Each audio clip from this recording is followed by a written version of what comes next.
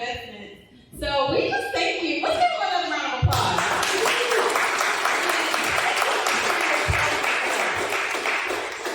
All right. Now we're on to the good stuff. So we have our host and our guest speaker over here. We're excited to hear what they have to say and talk about. So I'm going to read their bios to you guys. I'm going to work.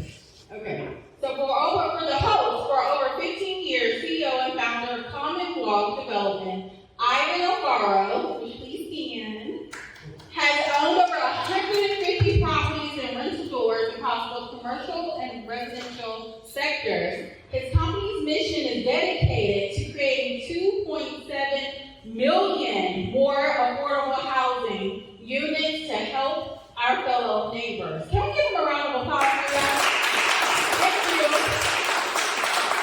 This is all while making profits. So you do good in the community while making profits. So that's a good win-win. And for our guest speaker, Wendell, you stand. Hey. So he has over 15 years of experience. He's done over 200 investment deals. Awesome. Spoken to over 7,000 people as a motivational speaker. And you may even remember him from a couple of movies. He might tell us about that when y'all ask that as a question. So welcome, Wendell. Thank you.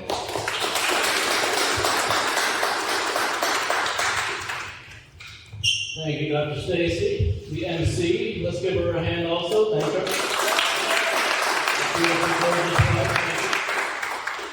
All right. You know, I haven't done a reminder of why this event has even started. So let me just say why real quick. You, as an investor, beginner, whatever level, expert, intermediate, deserve something better from the real estate investor community. And so we wanted to make an event that cares for you in your education and teach you stuff that, to be frankly, you could be charged $20,000 for. So make sure to sponge up all the questions you have into some notes. Let's get your questions answered today because you deserve to have that information. That said, I always do a personal introduction, so there's no exception here. The reason that this guy is such a brother to me is that he's shown me that in any bad circumstance, it doesn't mean that bad circumstance has to have authority over you.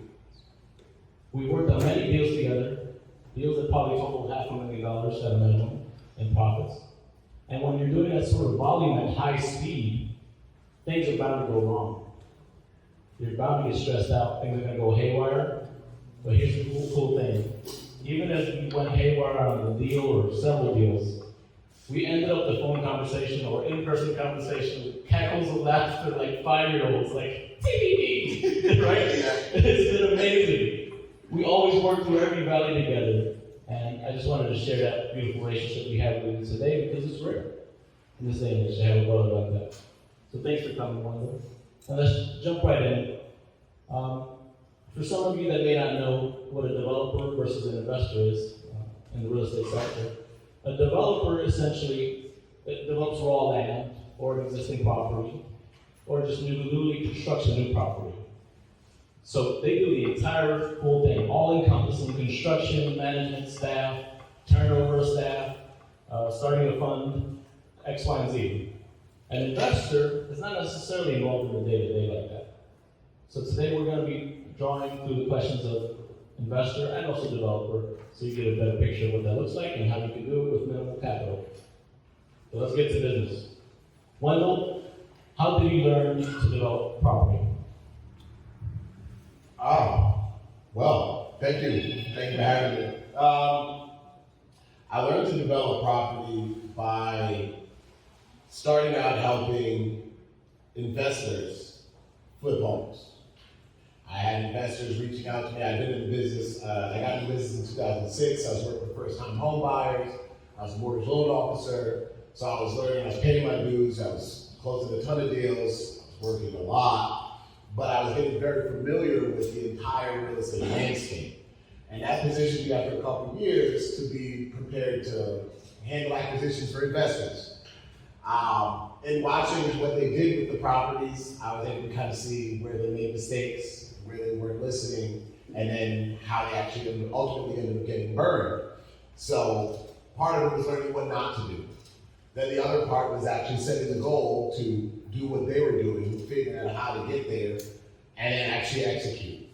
And all of that was really on the job. It was all a process of meeting people, building relationships, and stringing deals together by identifying what components actually make a real estate development deal a workable deal. So it's, in short, it was on the job training, all rooted in relationships. What contacts and resources should someone have lined up to do flips or development with minimal capital? Somebody like Ivan helps. You know, Ivan, he kind of gave a brief anecdote of our background, and it's all ask and you shall receive. You know, and when you go ask and you shall receive, who are you asking? And why would they give it to you? That has everything to do with your connection.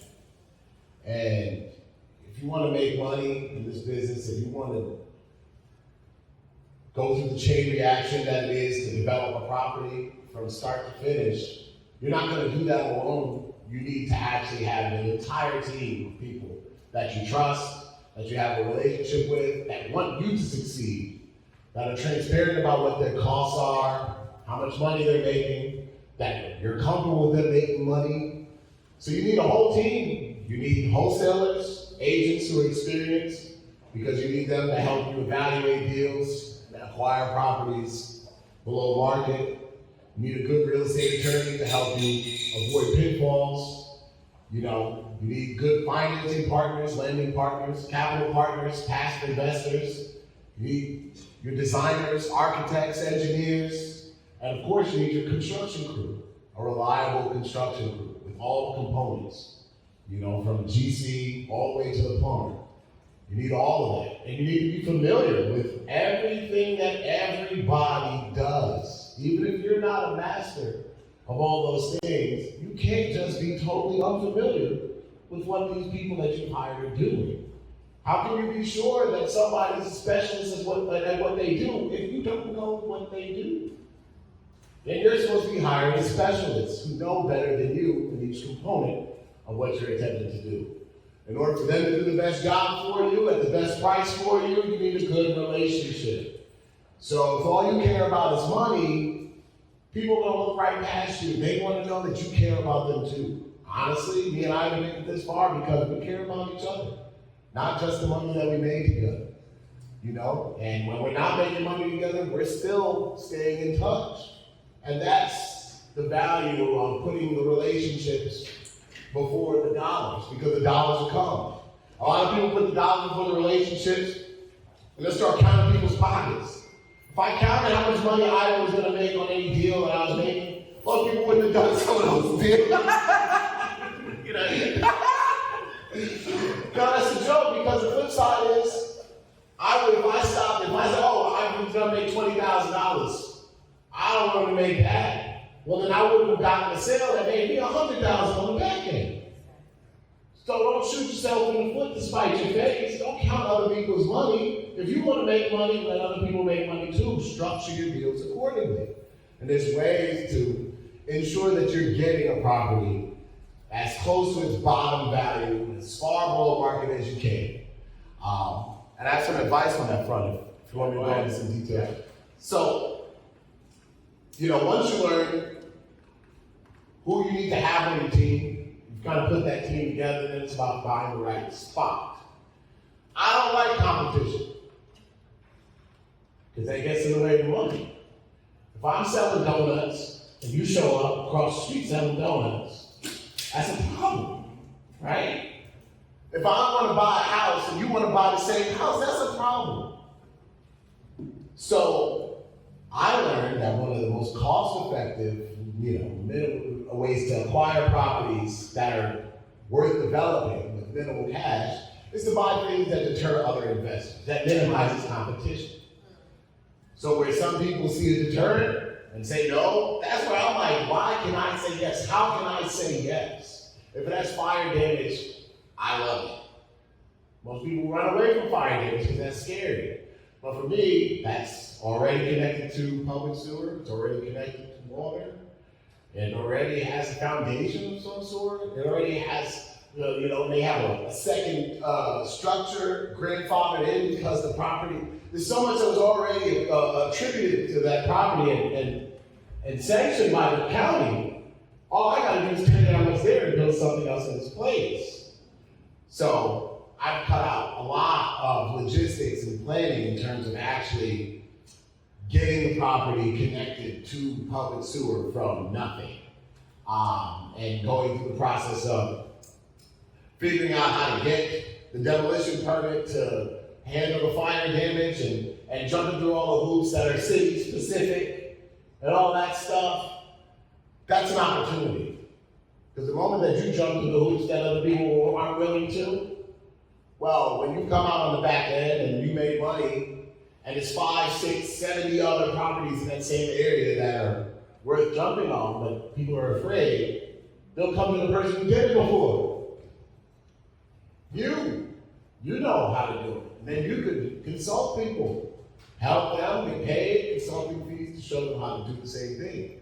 Small houses, houses that people don't want that are 900, 800 square feet, 700 square feet, 2-1. You can't really flip it because nobody wants to buy a house that's less than 1,000 square feet. That's a great new construction opportunity. And that's gonna sit on the market. Y'all will watch it. Your best friend is watching the listing service. Watch those things that sit on the market. They sit, and you can negotiate them down. At that point, you're doing the seller a favor by showing up with an offer. If a house has asbestos siding, that's the siding with the siding, and at the bottom it has a wave like this. You'll see it. Some of the older houses with asbestos removal, remediation, all that stuff. That's scary talk. That's credentialing, that's cost. That's a deterrent. That's attractive to me. That's attractive to me because I got an asbestos guy, and we're cool. And he takes care of asbestos for the low for me. So as people don't even know how much it's going to cost, I know exactly what it's going to cost. And so, once you get the properties down to a really, really low price point, you want to be at 15 to 20%, 25% of your back end of the ARV in your acquisition. So first new construction I did, I bought it at 110. I jumped to the top, 1,000 hoops, I learned a lot of stuff. But by the time it was time to sell it, it was selling for $725. So I bought for 15% of what I was selling it for at the end. And that left room for mistakes, bumps along the way, and I still made money. And in the process, when you're able to get properties low, because they have things going on with them, if they're so low, your lender, if you have a good relationship, will finance for 100% of your acquisition. Now we're getting to minimal cash. You're gonna need some cash, because you gotta pay for your plans, you gotta pay for your permits, you gotta pay for taxes, you gotta pay insurance for the property. So you're gonna have basic property owner costs. But how can you minimize acquisition costs, cash out of pocket, carrying costs? How can you get people on the team to cover most of your costs? Show them the money's in the deal already. You got the property for so cheap. I bought a house in East Point for $60,000 because it had fire damage and it was on the 50 worst list. That's a major turn. Nobody knows how to get off the 50 worst list. Raise your hand if you know how to get off the 50 worst list in the city of East Point. Only one hand in there, right? And what, 2 months ago, 3 months ago, I couldn't raise my hand. But I took the risk because it was 60 grand. And I knew the back end ARV was 500. So you do the math, I'm still at my 15%. I'm good. I got time, I got room to figure out how to get off this list. And now that I'm off the list, I got my demo right now.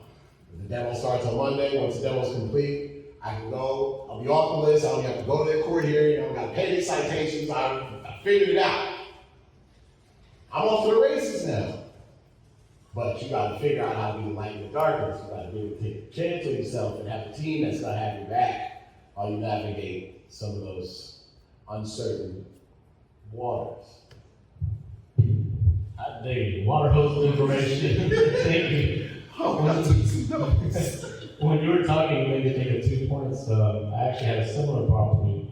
I bought a 2-2, and this thing was like 750 square feet, but it was by the West Side Reservoir. But because it was so small, most flippers were like, I don't want to deal with this. It's nonsense. But I bought it for $62,000 when everybody else was not able to do it. Of course, to find those sorts of deals, you're going to have to go through a lot of no's on other properties. You got to deter, you got to make a filter, right? You can't go after every deal, and that's just reality. So that was one point, and I was able to actually refinance that about a year later for about $115. So I got my initial cash out, private capital, split it with him, and then made profit too. I kept it for a few more years, and then I sold it for $180,000 to Open Door. So there's different ways to make multiple different exits on one property, even if it's a single family, which I don't do anymore. So that was that. And I also wanted to mention, when you mentioned contractors, if you haven't worked with contractors yet, or subcontractors, like more specifically without a GC in the middle, the good rule of thumb is $250 per day for advanced work, like electrical, plumbing, like a full 8-hour day, or $150 for basic work, like demolition, and just putting down frames, a bunch of basic work. So if you're being charged more than that, then it's a problem, so just keep that in mind. You could even get that down as people like you more, you do more work with them, you draw them out over several projects. So that's just a thing I wanted to mention. What websites need to be bookmarked on their internet browser to do development deals well? Only thing I use is listing service data. The most current real estate sales listing pending activity. Because I'm constantly looking at what people are doing, what the median home sales price is, what's the sweet spot in the market in terms of how to finish, what to finish, how big it should be, where it should be, what it should be priced at. That's always a moving needle. And you want to keep your finger on the pulse of that so that you are either with the trend, setting the trend, capitalizing on what's happening right now so you're not out of touch. You don't want to be doing last year's finishes this year and expect to get this year's big numbers because you're just setting up for failure. So I'm looking at what people's floor plans look like. All the answers to the tests are already public knowledge. There's people who actually did well. You can look at what they got their properties for. You look at what they sold it for. See how long they've held the property. Everything, you'll find out everything except for what they spent on construction. So I don't really have any other particular websites. If you don't have access to a listing service yourself. Oh, you said listings. FMLS, Georgia MLS. Okay. If you don't have access to yourself, get it. Whether you need to get your own license or you need an agent to give you access to theirs, get it and get familiar so that you can keep rerunning searches and keep monitoring activity. Because the more you look, the more you learn, period. I'll also throw out their tax records is a good way also. So if you Google, for example, Fulton County property tax search, and you pop in a random address, like some address down on Boulevard, Freedom Parkway, you pop that address in the system, you'll get a map, you can hit the map tab, and then you could zoom out and hit a checkbox that says recent parcel history on the left panel. And most counties have this. You can see all the activity going around there. And if there's too many LLCs buying around there, then it's probably something you don't want to buy. Because like you said, everybody and their mama knows about this area. There's probably not a lot of profit there if everybody's buying there. You want to go after properties that have meat on the bone and not everybody's fighting over. How do you get your deals? That again is ask you shall receive. So, you got to be very specific about what you want from the universe, really at all times. A deal is another short-term marriage. It's another short-term relationship. You buy a property, you marry it until you get out of that property. You don't buy the wrong property because you can't get out fast enough, right? So, you got to know what you want for real, and ask specifically for that thing. And then you gotta go to the relationships that will help you weed out competition, create an exclusive or as exclusive as possible buying space for you to do your evaluations and get you optimum pricing when you do. So like the first new construction deal that I had done, there was a lady, Joanne. I had done a bunch of deals with her in the past. I had helped her sell some of her properties. We had done some wholesale deals together. And I had gotten tired of the small margins on some of these flips that I had done. And I said, Joanne, I really want to do a new construction. Joanne, can you find me a new construction? I need something that's like a tear down, like a burnout, something like that, where it's already there, but I want to build a new construction. She called me back a week later. 1 week later and said, you said you want new construction? I said, yes. She said, I have it. I said, all right, get ready. Make sure you're ready for what you asked for. I said, check my pockets and figure out how to close on this house. I had all kinds of other projects going on. Fortunately, there was some issue with the closing and it had to get pushed back 60 days, it was perfect for me to close on it. But I literally asked somebody that I established a repeat multiple deal relationship with. So when it came time, I was on their mind, and in this business, people would rather just go with the closer than show something to everybody and your mom, because you could have 900 people come look at a property and only 9 of them are serious. Imagine how much logistics you got to do to still filter through all that. Whereas if you know there's this one guy who really wants this thing, and you know his money's good, he's gonna close it, and he's gonna give you 20 grand on top of it, done. Be that person. Have that relationship. Be that person. I live in one of the houses that I got from him. He told me one time, hey, I got this house in East Lake Terrace, you want it? I said, what? Yes. He said, no, for real. I said, yeah, for real. Don't tell nobody else. I don't know if he told nobody else. But I got the house. You understand what I'm saying? I moved on it, I was ready. He called me because of our relationship. So I look, my wife, she's one of my agents. We've negotiated deals, we negotiate discounts on listed properties. But some of my best acquisitions are relationship based on the unlisted market. So you gotta hold on to good wholesalers, good agents who got their finger on the pulse of the market. Yes, it was the first person I called for sure. Tell us about one of your most recent home run deals.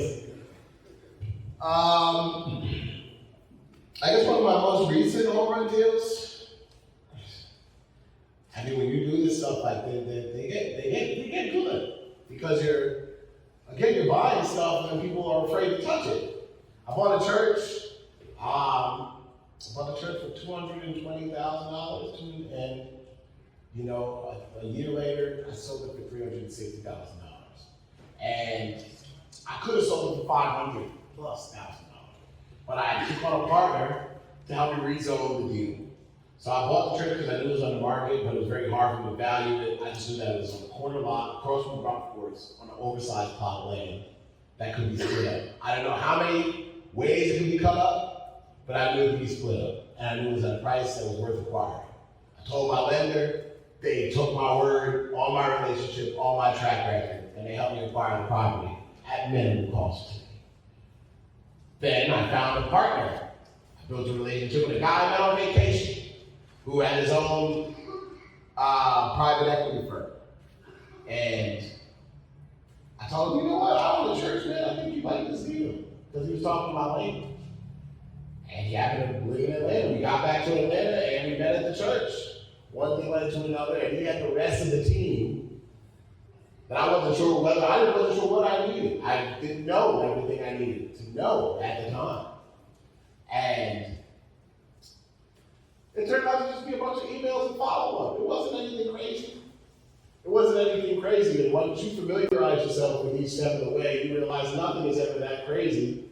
You just got to get familiar, and then you can maybe figure out something to build with. But I put him in the middle of this deal. His team came on. We did a bunch of follow-up, resold the property from the special use zoning that it had to MRC, And that allowed us to turn it into 5 lots. So I originally had a plan for 2 lots, that became 5 lots, and the value went up significantly. So it became a home run deal. I sold it to him still for less than the new market value because we stayed together on the development side, which is still in the works. You know, again, that home run deal, the one that I bought for 110 and sold for 725, that was a home run in every sense of the word. And that was my first new construction deal. It was unbelievable because it was a culminating moment where I noticed everything that was missing from the flip industry is present in the new construction industry in terms of margins. You just actually have to be willing to take the risk and have some of that extra capital up front and be able to wait some of the additional time it takes to get permits for new construction. But it's more than worth it. I'm just curious along that topic of that guy you met on vacation. Like I met a mentor of mine in the elevator. You mentioned you met that guy. Like, how easy is it, like casual conversation wise, to develop that relationship, or any relationship that you've had long time? I think there's a lot of different types of intelligence. I think social intelligence is one form of intelligence. Emotional intelligence is another form of intelligence. Building relationships integrates the two of them. And it can be very difficult for some people.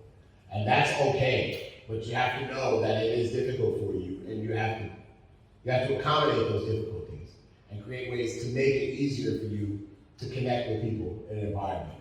Honestly, I enjoy connecting with people, so it's really not hard. You smile back, I'm probably going to talk to you. You know what I mean? And I like to help others. I naturally have a spirit of helping. So I'm going to look for how I can help somebody before I ask somebody for help. And just in that, people offer help to me.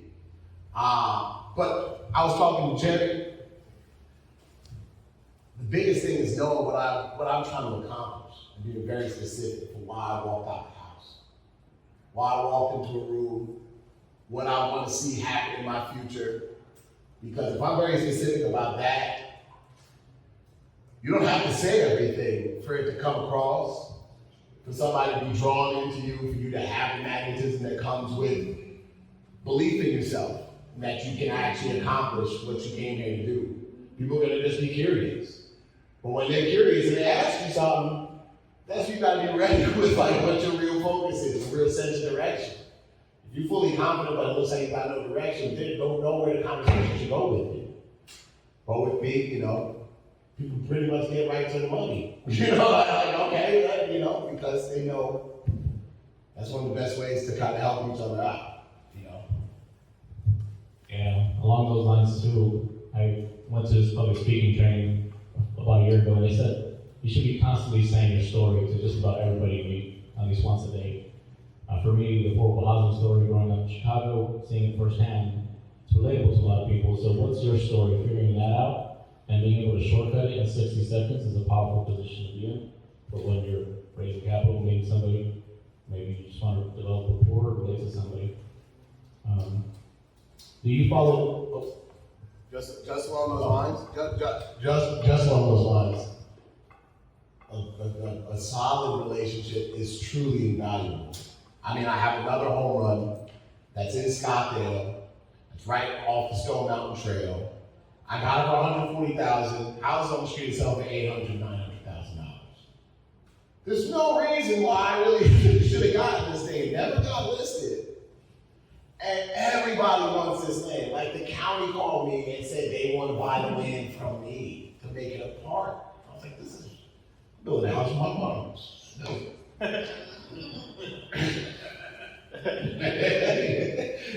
But the point is, it was my other buddy, Frank. He knew I lived in Scottsdale. He called me, and this is an agent who wholesales property. Like he's an agent, he's interested in multifamily, all that stuff. But he knew I lived in Scottsdale. We had done multiple deals together. He said, yo, I got this land in Scottsdale. We got another project. We don't got time to build this one. And I thought of you. And I said, really? Where is it? He said, oh, Avenue. I said, great, don't tell nobody. I don't know if you told nobody, but I got the land. I got way under the market. Way under the market. I'm so close to getting permits in the county of nobody. Everybody's having trouble getting permits, but it's okay. It took like a year to get permits, but the margins are there.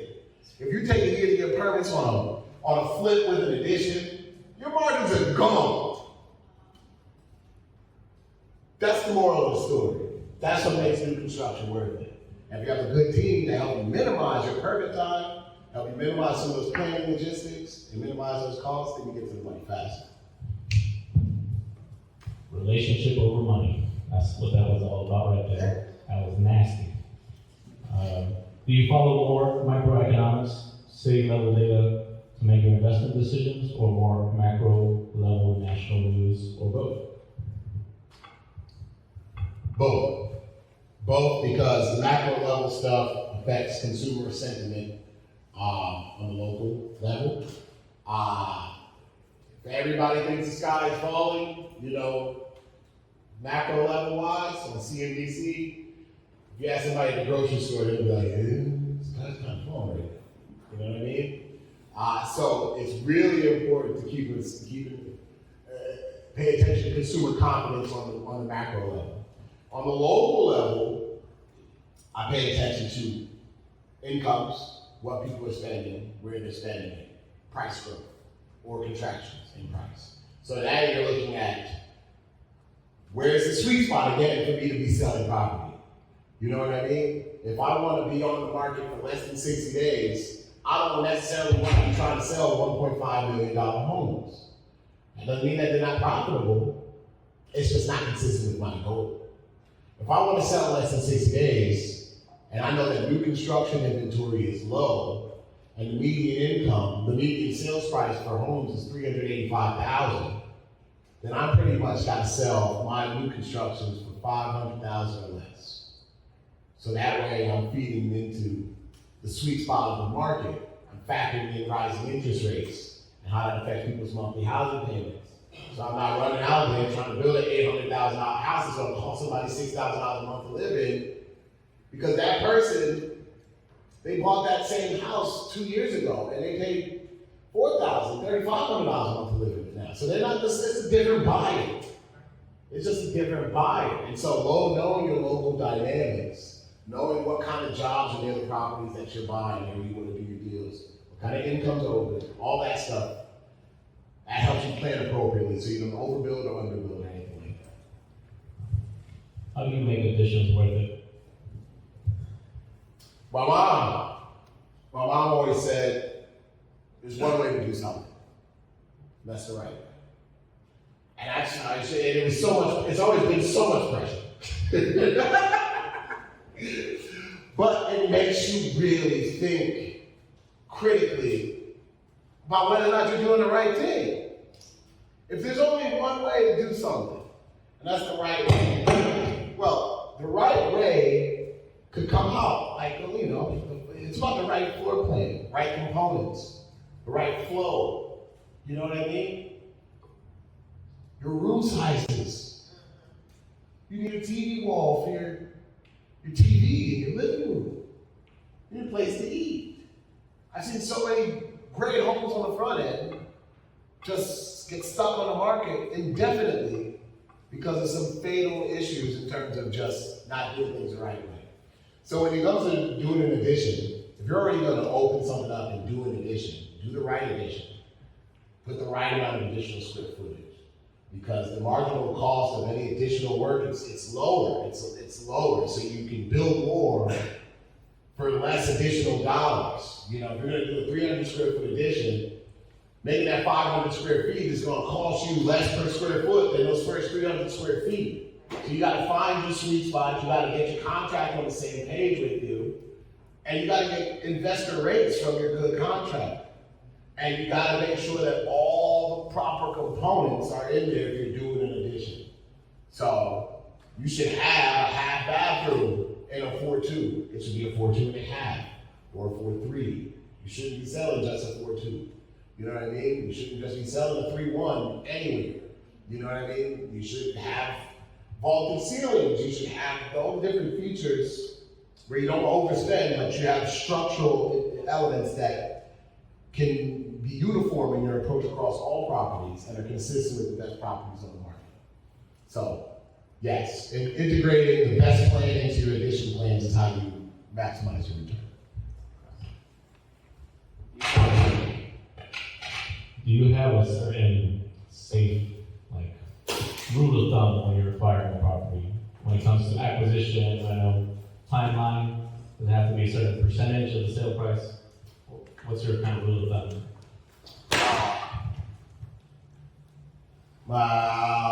No main roads. No main roads. There's a double line on the street. That's not the street for you. Stay away from hills, like steep driveways. You know, these are going to be deterrents that are not actually opportunities. They are real cons that will affect your outcome. Check the ground for rock. That is a big one. It's one thing, you know, your surveyor is not going to find out that there's rock underneath the ground where your foundation is supposed to go for your new construction. It's going to give you your property lines and all that kind of stuff. So it's one thing to get your new construction permit, you're all excited, ready to go. They go out there grading, and then your contractor calls you and says, there's a huge immovable rock where the third, like where a quarter of the house is supposed to go. Very hard to fix that problem. So, what was the question?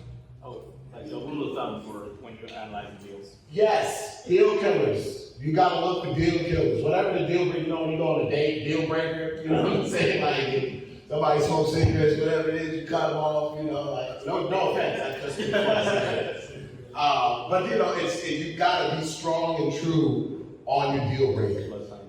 Floodplain, of course, I mean, that's not even a consideration. But yeah, I mean, those, and then margins, of course, margins. If it's new construction, I'm looking at 15, 25% tops.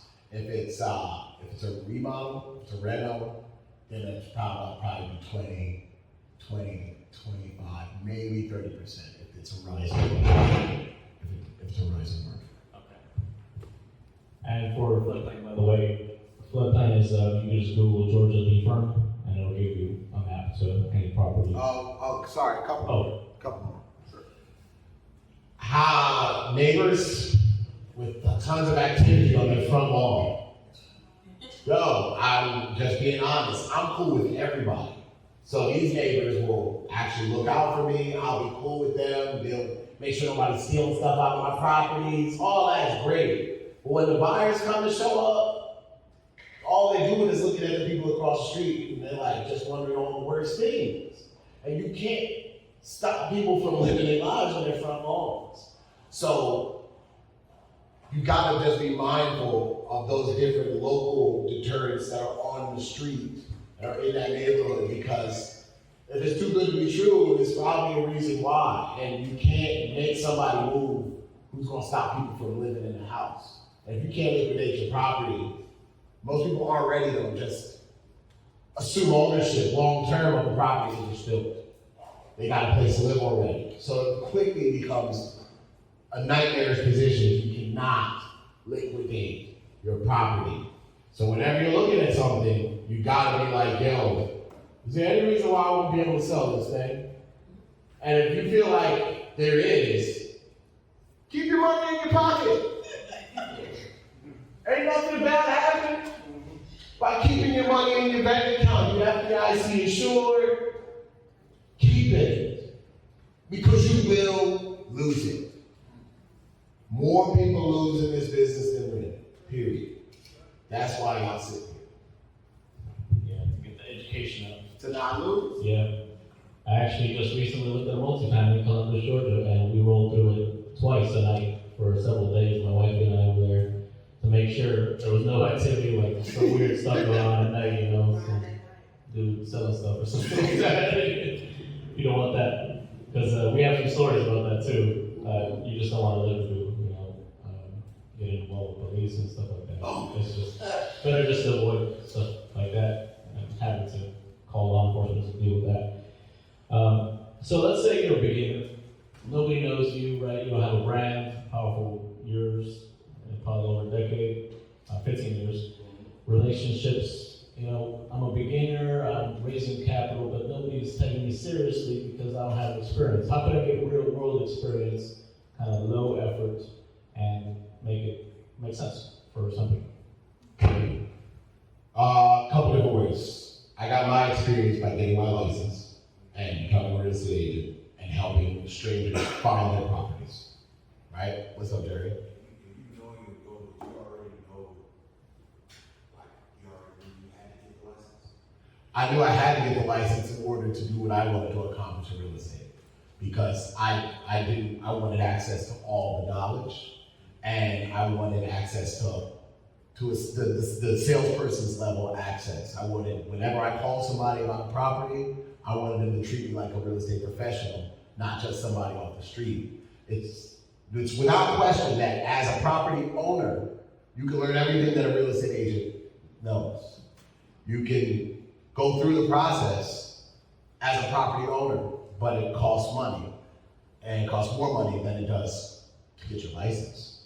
So the other way, if you don't want to get your license, and if you can't afford to buy a property yourself, is to partner with somebody who's in the deal already, and find some kind of passive or pseudo-passive way to get involved, put a little bit of skin in the game, monitor the process, so you're kind of shadowing the activity while you have interest in it. So you can feel the feels, and you can see all the different variables that go into the outcome at the end. That's a way to mitigate some of the risk, insulate yourself from your own inexperience, but gain real experience while on the job. Because if you're a passive investor and you don't have any involvement, like where you're like showing up, you're not really going to learn too much from the project.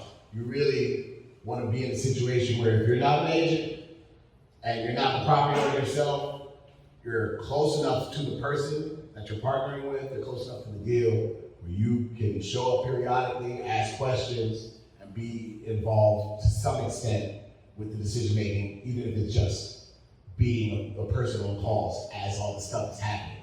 Because it's all strings getting pulled together, and you really want to witness email chains with different industry professionals and specialists, and you want to be on calls, and you want to be at meetings in the field with all different various people. Engineers, surveyors, architects, the permit people, expediter, your CAD designer, stager, photographer. Every single relationship results in a plan that's all for the purpose of executing the sale for a profit. So you want to actually witness as many of those conversations and exchanges as possible. And that's the only way you do that, is by actually being on the job. Yeah, and you can also just loiter around this too. If we have time available, feel free to ask questions. We're approaching the last question here. There's a lot of experts actually in this room right now too. Gary Jenkins, he's been in construction for decades, so you could ask him about construction questions. Having coffee with folks and just poking their brain about what you're confused about.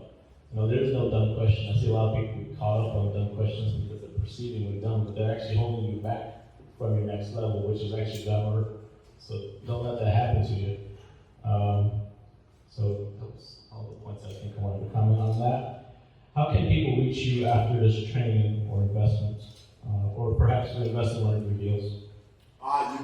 You can take my number down. Oh, sorry. You can take my number. You can take my email address. My phone number is 404-545-7848. My email address is wendell.matthews@ymail. That's WENDEL1L Matthews @ymail.com. Closing remarks. Something. Mr. Matthews, I can't hear that fast. Yeah, I'll go one more time. I knew that was going to happen. I'm sorry. WENDL.MATTHEWS Matthews @YMAIL.com, and the number is 404-545-7848.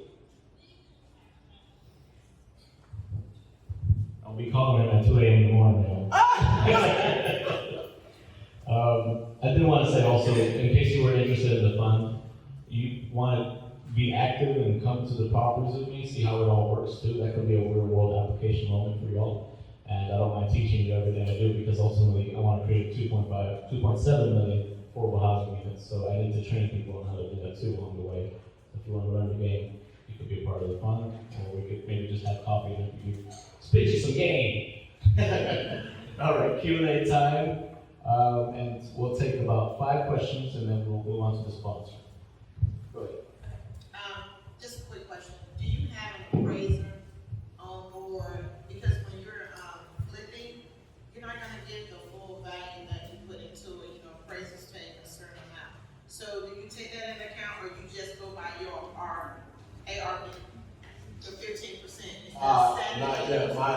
The ARVs that I have are, the ARVs that I generate, they're based on an appraiser-like approach to valuations on the market. Okay. So if you are a real estate professional, if you're a real estate agent, if you've been in the game for multiple years and you want to do this on this level, then you should be able to do precisely what an appraiser does, to the T, right? In which case, then you don't need your own appraiser to tell you what you want to hear about your property, because it don't matter. It doesn't. Only thing that matters is what the lender's appraiser comes in at for that buyer. You know, you can submit a rebuttal, and that probably won't matter either. Statistically, rebuttals generally don't matter. So your evaluation, your due diligence, your analytics in the beginning up front has to be spot on. Okay, so you just do a CMA. Yeah. And then you go from there.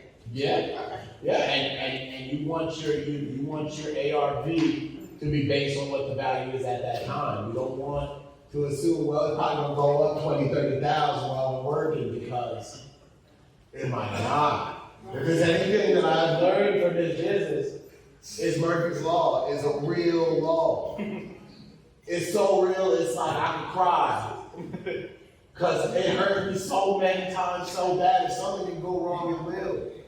And so it's really all about risk mitigation.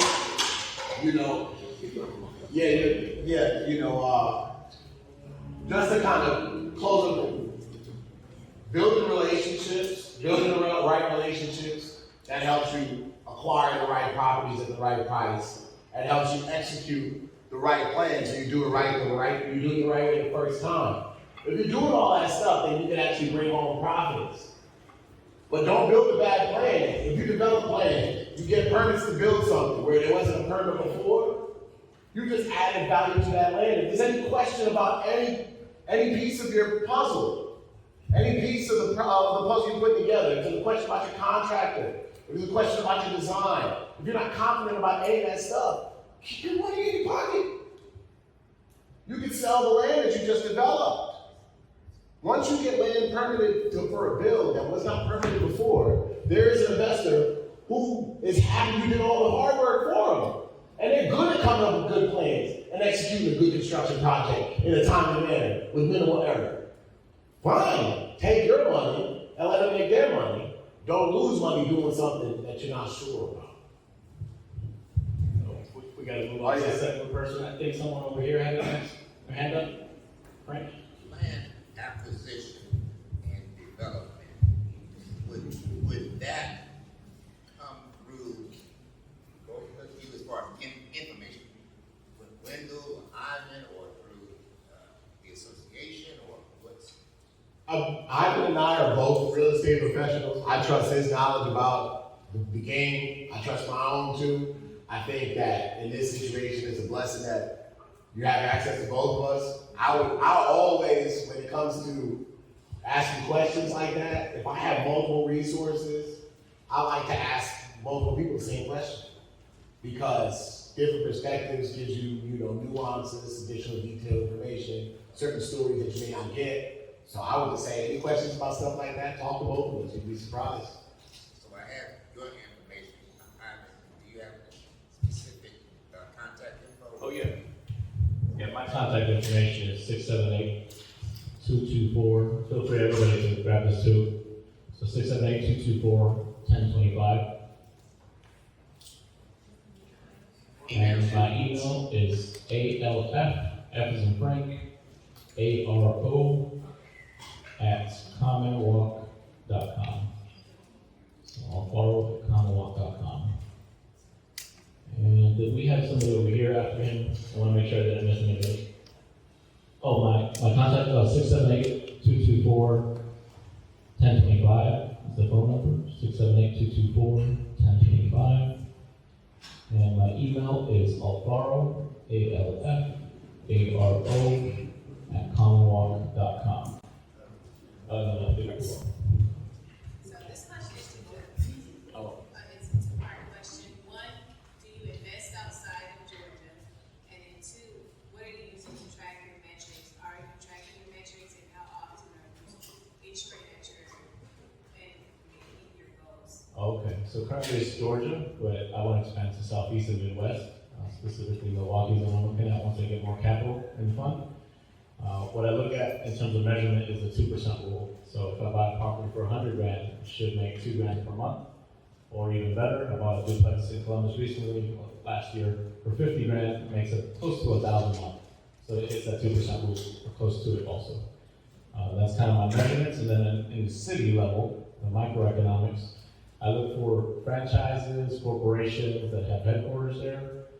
Columbus has a military base, so they're gonna be there over 50 years, right? At a minimum, probably 500 years to be realistic. So they're never gonna leave. The economics of that city is gonna remain strong.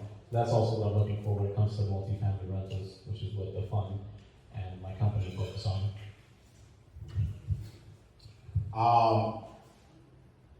Question again? Do you invest outside of Georgia, one, and then two, what are you using, are you tracking your own metrics? Correct. So first one, no. Not because I don't want to, but because rule of thumb is invest in what you know. So there are places like Huntsville, Alabama, that I've been thinking about going to, but I have boots on the ground there. My brother-in-law of sorts is an agent out there. I know about the area, but I haven't been there myself yet. I need to actually go walk the streets. I need to go buy a drink somewhere. I need to go, pick up a pair of socks somewhere and just have a normal experience so I know what the vibe is and I can get a sense of those microeconomic factors.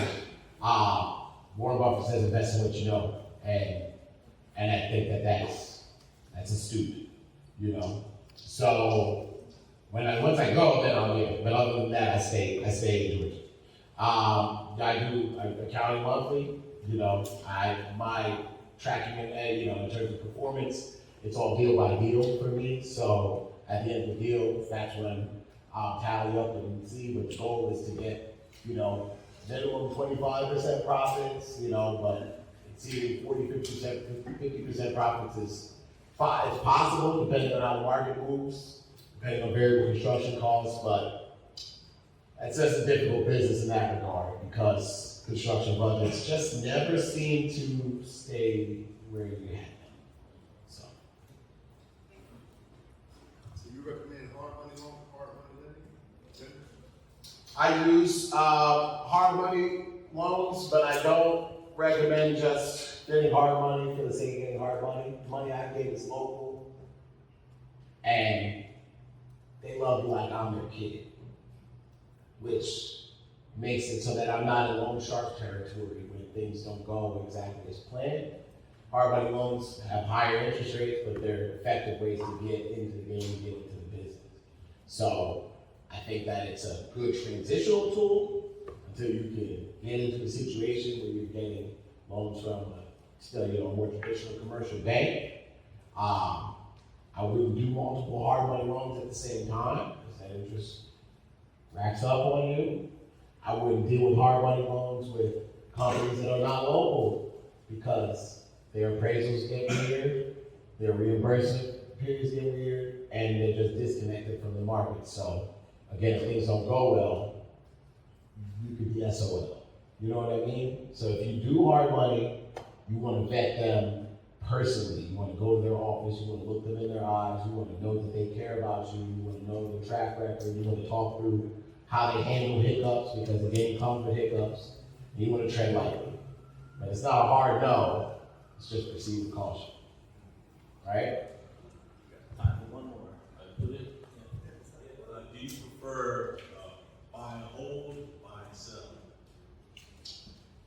a mixture, right? Some places, you always want to you always want to retain and keep a lot of cash. So, if you keep everything, you're not going to, some of your lump sum cash is going to be stuck in multiple properties. But if you don't keep anything, then you could be waiting for your next windfall to get cash. Whereas if you have multiple units paying you already, you have monthly income. So you really want to do a mixture of both. So like, for example, my goal is for every 3 that I complete, I keep 1. Awesome, thanks. And before we wrap up and give them much deserved applause, I want to introduce Stephanie with Human Interest. Do you want to say a few words real quick? Yes, I'm not going to take up much of you all's time, but I work for Human Interest, and my name is Stephanie Stevens. And basically, what my company does is we specialize in making 401k plans affordable for small businesses and also mid-sized businesses.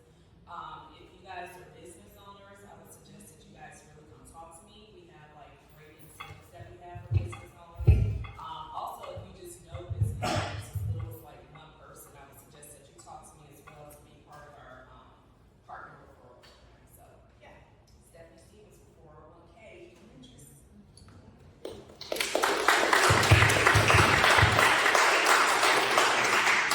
Yeah, close this up. So can we give them a round of applause? Because this is conversation behind closed doors. Wendell went all out with information that he shared with you guys today. And I hope you don't take that lightly. And I hope you took notes. How many of you took notes? Mentally, on your phone, on paper. How many of you plan to put that to use within the next week? Yes. How so?